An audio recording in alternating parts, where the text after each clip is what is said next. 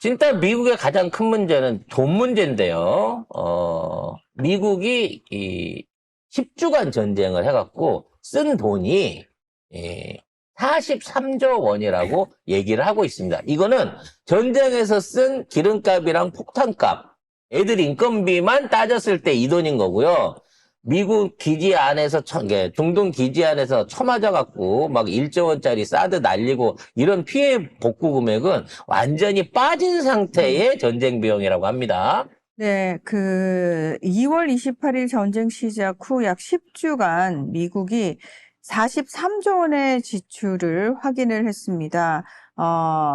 사실은 이 초창기부터 전쟁 비용과 관련해가지고 뉴스 보도를 계속 보셨을 텐데요. 중요한 거는 이게 이제 뭐 추산치가 뭐 이 정도 될 거다, 요 정도 될 거다 이런 얘기 나왔었는데 그게 실질적으로 확인된 금액을 보면은 불과 2주 만에 약 6조 원이 더 증가한 금액이 실제로 쓰였다라고 합니다.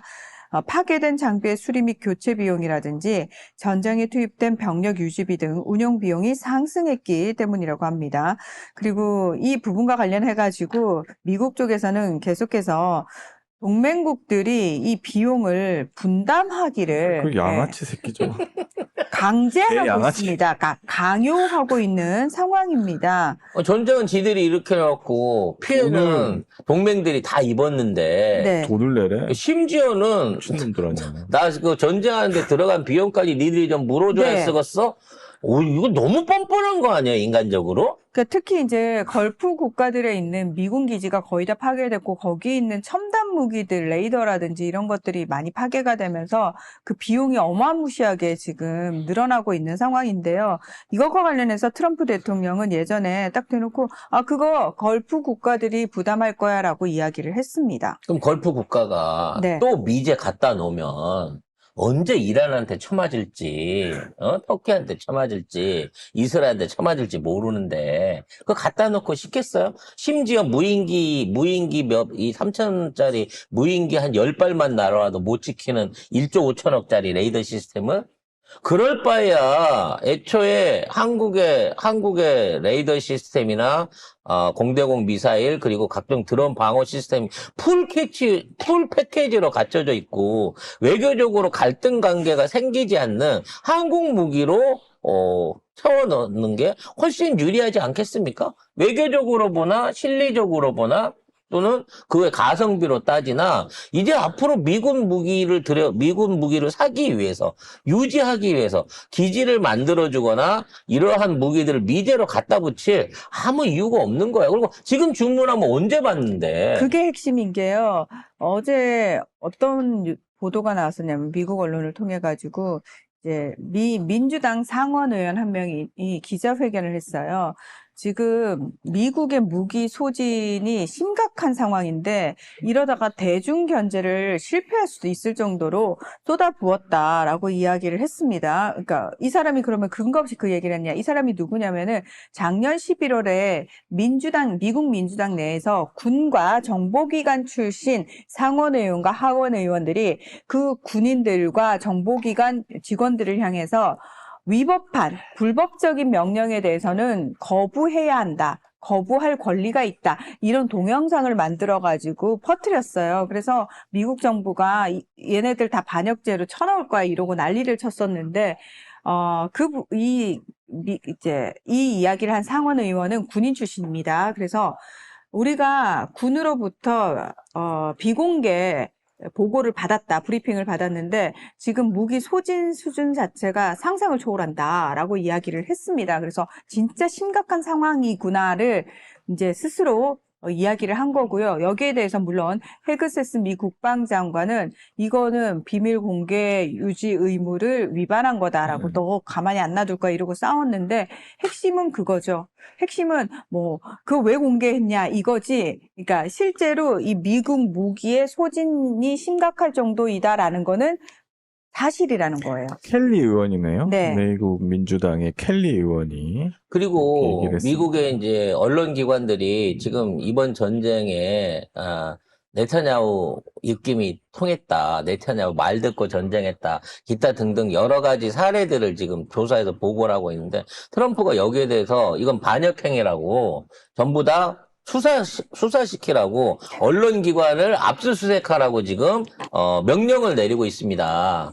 이 미국이 또 언론의 자유가 있는 국가라고 하면서도 또 애국법 발동한 이후에 9.11 이후에 요런 일종의 국가보안법처럼 언론 안에서 뭔가 나라에 이롭지 않은 이런 류의 보도가 있다라고 판단되면 압수수색을 할 수 있는 권한을 만들어 놨더라고요. 특별법으로. 그래갖고 앞으로 전쟁 관련된 얘기 쓰는 미국 언론들은 전부 다 트럼프에 의해서 압수수색을 처맞게 생긴 상황까지 가고 있는 거죠. 그러니까 트럼프는 지금 언론하고도 싸우고 있는 지경인 겁니다. 그래서 언론들이 이제 언론사 사주들은 원래 미국에서는 그 편집 내용에 전혀 관여를 하지 않거든요. 논조에 원래 관여를 안 하는데 트럼프 행정부 들어가지고 이런 식으로 언론사를 상대로 계속해서 소송을 걸고 위협을 하는 상황이 벌어지다 보니까 사주들 입장에서는 이 소송이 길어지는 게 피곤하잖아요.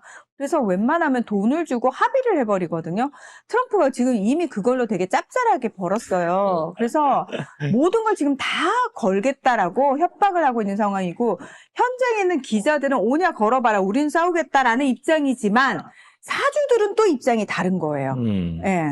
그래서 다카이치도 그렇고 트럼프도 그렇고 한때 좋았던 인기로 또라이들이 정권을 잡고 난 이후에 지금 그 국가가 둘이서 손을 잡고 일본과 미국이 손잡고 지난 몇십 년 동안 만들어왔던 동맹과 경제적, 외교적 우위 관계 이 모든 것들, 안보의 우위 관계들을 이번 기회에 깔끔하게 다 털어 없애고 있다. 정말 잘하고 있다.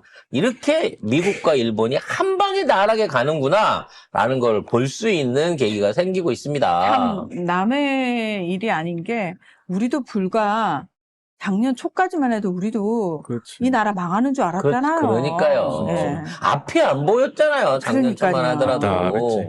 그러니까 야 쟤네들은 수준이 낮아가지고 저래 웃기지 마요. 우리 국민들은 뭐 수준이 높아서 윤석열 같은 애를 대통령으로 뽑았어? 그리고 그 새끼를 그렇게 탄핵시키는 거에 쉽지도 않았고 온 국민이 그 추운 겨울에 나가가지고 덜덜덜덜 떨면서 100일을 길바닥에서 떨었어요. 그거 내란범 그러니까 친위 구테타를 일으켰던 대통령 하나 탄핵해갖고 없애는데 그 100일이 지금 걸렸다고. 재판 보세요. 명백한 내란인데 그거 내란 아닌데 이러고 대가리 쳐밀고 부끄러운 줄 모르고 기를 쓰고 말악하는 것들이 여전히 지방선거에 후보로 나오질 않나.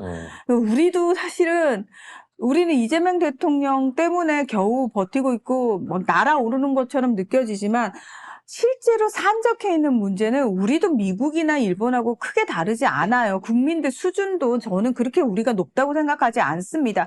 우리들이야 이렇게 국제뉴스에도 관심을 가지고 우리가 어떻게 나아가야 되는지 뭐 국가의 어떤 미래에 대한 생각도 하고 뭐 이런 거는 우리들끼리 하는 거지 우리나라 국민 전체가 그렇지는 않다라는 거를 우리도 절대 한시도 잊으면 안 돼요. 30%는 아직도 네. 윤석열 좋아하고 이재명 대통령 욕하고 30%는 그래요. 하지만 나머지 70%의 역량과 노력이 지금 대한민국을 이렇게 바꿔나가고 있는 거니까 그 나머지 30%도 주식으로 돈도 좀 벌고 집도 좀 장만하고 그러면 마음을 좀 고쳐먹으면 좋겠다 생각을 해봅니다. 자, 여기까지 일부 아니, 그 사람들 정리하고요. 좀 망했으면 좋겠어 나는. 그 사람은 그냥 망했으면 망하면 우리가 또 세금으로 걷어먹여야 돼. 차상이자 만들면. 네. 알아서들 같이 살 수 있는 맘만 고쳐먹으면 되잖아.